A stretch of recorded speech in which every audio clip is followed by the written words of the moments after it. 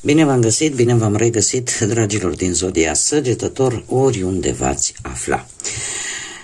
Iată-ne din nou împreună la o nouă lectură generală, de data aceasta pentru săptămâna cuprinsă între 6 octombrie până pe 12 octombrie inclusiv, așa că toți cei care aveți soarele, luna, Venus, ascendentul sau oricare alt aspect astral important pentru voi din harta voastră natală și care are legătură cu Zodia Săgetător, atunci această lectură este de asemenea și pentru voi. Ca de fiecare dată, nu uitați, este o lectură totuși generală. Vă rog să luați decât acele mesaje care vor rezona cu voi, restul lăsați-le să zboare în univers, pentru că sigur sunt pentru alte energii care într-o mai mică sau mai mare măsură au o legătură cu Zodia Săgetător. Și haideți să vedem, începem lectura cu acest oracol Lenormand și să vedem care este situația cea mai importantă de știut pentru voi, dragilor din Săgetător, în săptămâna 6-12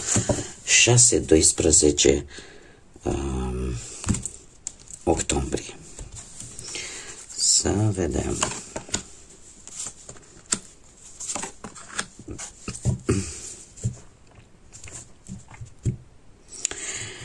Dragii mei dragi, se pare că, nu știu dacă unii dintre voi aveți o anumită situație de rezolvat în privința banilor, ori în privința banilor, ori în privința sănătății, ori în privința unui membru din familie, un membru foarte apropiat al familiei. Eu din câte văd aici, e posibil ca o situație legată poate de sănătate, de sănătatea voastră, să vă vină un ajutor din partea unui familiar de gradul 1. Poate să fie pe parte feminină, mamă, nu știu, soră mai mare, mamă, soacră, sau în general cineva care este de grad de rudenie apropiat cu voi, să vă trimeată niște bani în legătură ori cu o situație familiară, ori cu ceva sănătate, poate chiar pentru voi să vă ajute într-o problemă de sănătate. De asemenea, mai putem vorbi de situația în care ceva care se mișca destul de greoi începe oarecum să prindă rădăcină, începe oarecum să se desfacă, începe oarecum să fie mai fluid, da? Să nu mai existe obstacole cu acest, cu pești, da? Să fie lucrurile să fie un pic mai fluide, comunicarea posibil să fie mai fluidă, poate cu vreun șef sau în general cu o persoană destul de importantă pentru voi, iar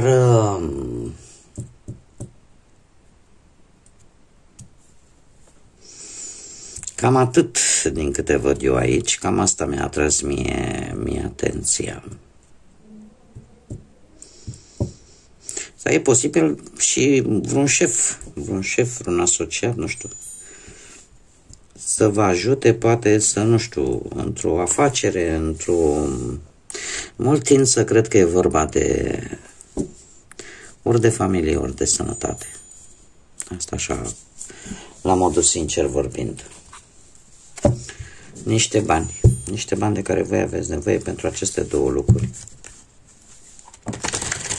Haideți să vedem ce ne spune și tarotul, ce vine pentru dragii mei din Săgetător în perioada 6-12 octombrie, atât pe plan profesional, financiar sau sentimental.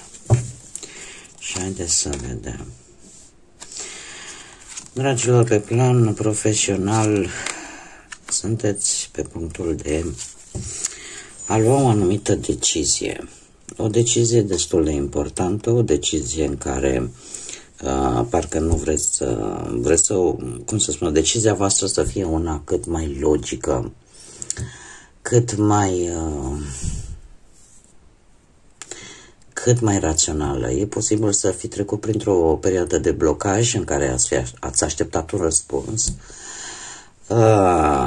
Trebuie să vă spun că toată această așteptare se va termina, acest blocaj se va finaliza, pentru că avem lumea și lucrurile cumva, eu aș zice că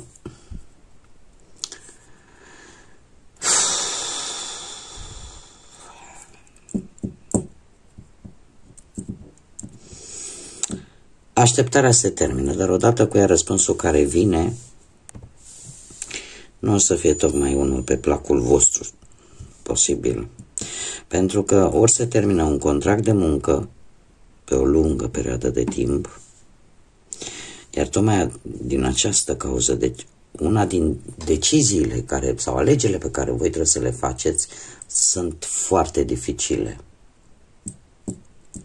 Pentru că există o anumită teamă de anumite consecințe, dar se pare că chiar dacă voi poate gândiți să încercați să faceți o înțelegere, din păcate, din ce văd eu aici, ceva se va finaliza, ori un contract de muncă, ori pur și simplu se vor face niște restructurări la locul de muncă. Pentru că avem un 5 de monede, iar 5-ul de monedă de obicei ne vorbește de pierderi. Da? De pierderi sau de un loc de muncă pe care ești pe punctul de a-l pierde. Aici ceva se finalizează. De asta spun că nu știu dacă e contract, să termină contractul și nu se mai renoiește altul, și tocmai de aceea sunteți într-un stadiu în care, cum să zic eu,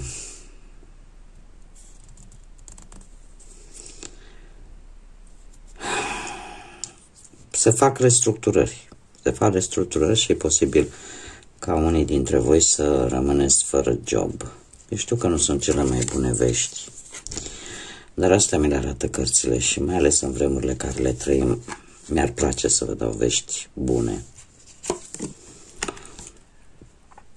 Acum, apropo de această carte, bun, se finalizează, că e contract, că e un loc de muncă, a ajuns la sfârșitul său firesc și natural, să zicem. Dar pe de altă parte, e posibil ca voi să vreți să faceți o călătorie în străinătate și să vă împiedice lipsa finanțelor. De aici apare și această sumă de bani pe care am văzut-o în Lenormand. Haideți să vedem totuși pe partea banilor, da, să o luăm așa pe partea banilor. Avem un 9 de monede. Zodia Berbec, nu știu dacă vă spune ceva, poate aveți, nu știu, vreun ascendent în Berbec. E o altă zodie de foc. Ce pot eu să vă spun este că cu acest 9 de monede, pe partea asta a banilor, lucrurile nu vor fi, ca să zic așa, foarte ușoare. Mai ales că avem și un 10 de bâte. Va fi un pic de presiune pe partea asta financiară. Niște cheltuieli. Se cere mult mai multă disciplină, mult mai multă organizare și multă atenție. Eu aș spune că unii dintre voi totuși așteptați și un rezultat. Un rezultat legat poate de un proces legal, legat poate de o moștenire, la care tot duceți greu de ceva vreme, care e vorba într-adevăr de niște sume de bani. E foarte interesant faptul că acest 9 de monede, în general, e o carte destul de pozitivă. Nu știu, voi sunteți foarte siguri pe voi că o să reușiți, indiferent cât ar fi de greu, să câștigați poate acest proces, să câștigați poate această parte, nu știu, de bani care vi se cuvine, sau să câștigați, o să aveți, nu știu, o reușită financiară, dar cu ceva legătură cu haine așa mai de stat, cu cineva în uniformă. Aveți voi credința asta că indiferent că vă este greu acum, că nutriți, că veți avea reușită. O gândiți cumva. Și parcă nici nu vă mai interesează cât este de greu acum. Pe partea asta a relației, pe partea relației, de asemenea, aici avem zodii de pământ, Taur, Fecioară, Capricorn, poate vă spun ceva. Conexiunea în relație este una destul de bună. Eu aș zice că, și mai ales, avem un 6 de cupe, posibil să traversați săptămâna asta prin să vizitați un pic trecutul, să aveți așa un pic de nostalgie, poate cum v-ați cunoscut, poate întâmplări din trecut sau poate pur și simplu să vă întâlniți inopinant cu cineva din trecutul vostru. Pentru că din câte văd eu aici, acest cavaler de monede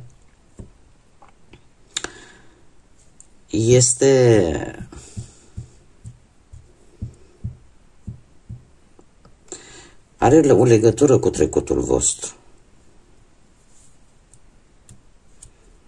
Are o legătură cu trecutul vostru și vă aduce această nostalgie, la care voi trebuie să fiți un pic atenți și să nu rămâneți blocați în ea.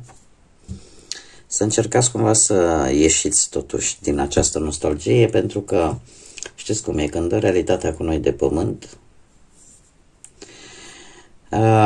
posibil această stare pe care o aveți voi în această săptămână să fie datorată și unor anumite discuții, anumite subiecte pe care, destul de importante, pe care voi le-ați cam amânat.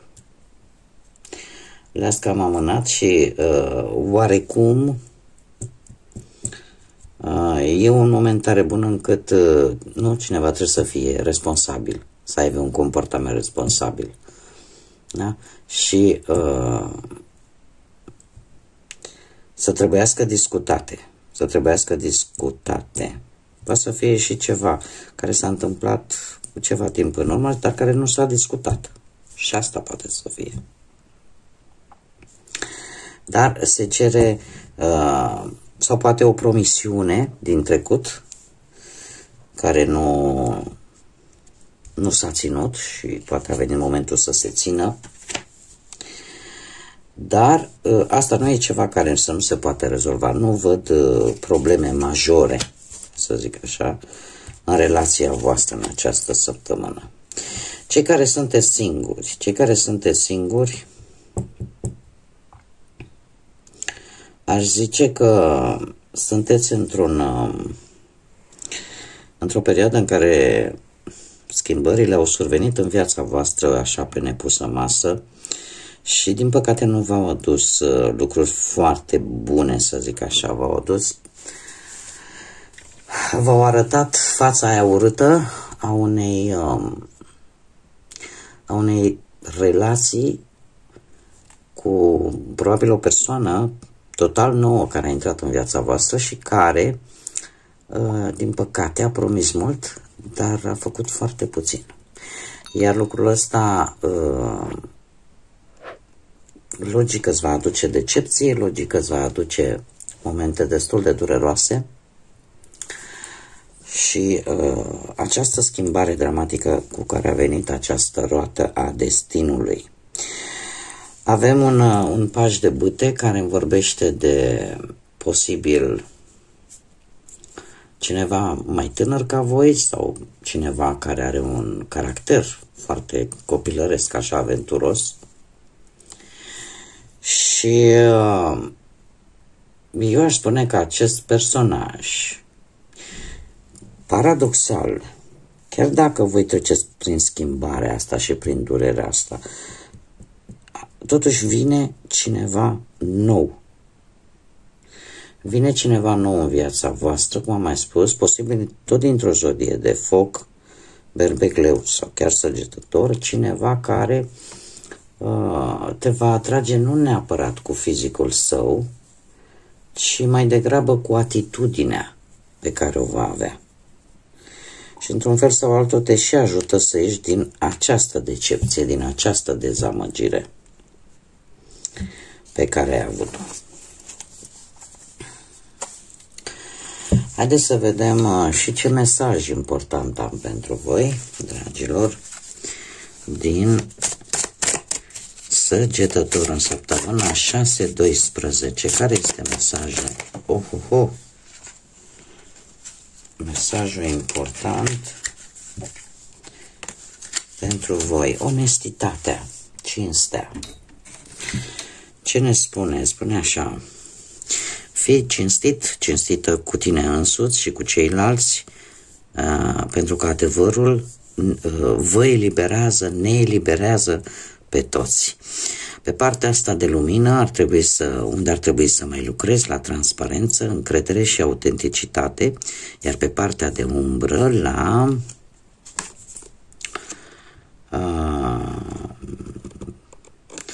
nu prea văd nici chiar și cu ochelarii ăștia, e alb pe galben și mi-e foarte greu să descifrez, dar știu că e vorba de dezonestitate, da?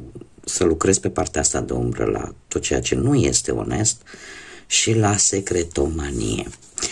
Este de fapt un îndemn de a fi cinstiți în primul și în primul rând cu voi înșivă și probabil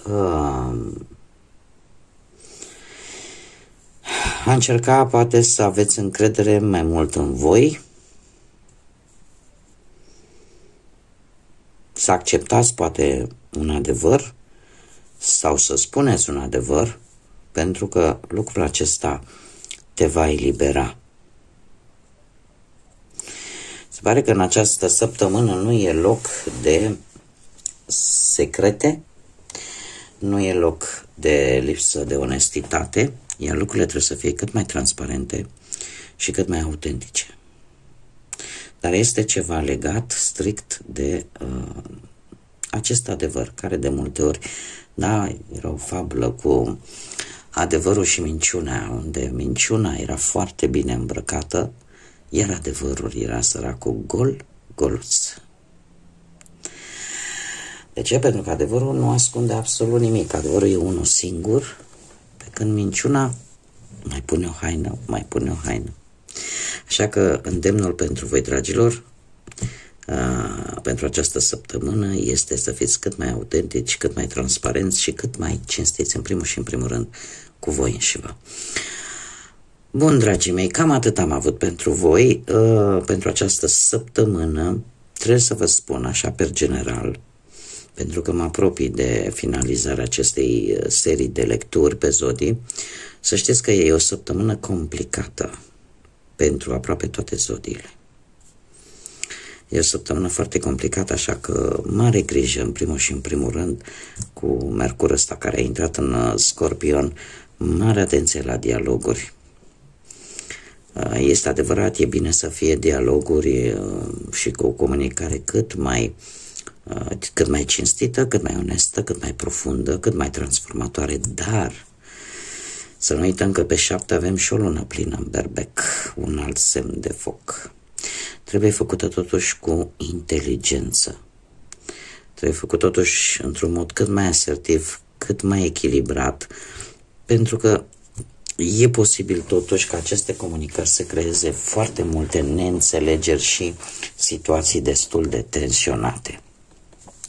Și asta nu o spun numai la voi, în general ne va afecta pe toți, indiferent de zodie. Bun, dragii mei, cam atât am avut pentru voi. Eu vă mulțumesc pentru prezență și mulțumesc desigur și pentru like-uri, comentarii, distribuiri. Vă aștept cu mare interes pe toți cei care încă nu v-ați abonat să o faceți dacă ați rezonat, dacă v-a plăcut și mai doriți să vedeți și alte lecturi de acest gen. Ce vreau să spun că eu totuși vă doresc această săptămână să încercați pe cât posibil să vă păstrați calmul, răbdare, să faceți lucrurile cât mai înțelept posibil și desigur cât cât mai onest. Până data viitoare, când ne vom reîntâlni la o nouă lectură, eu vă doresc tot binele din lume, multă energie pozitivă și, desigur, să fiți iubiți, dragilor.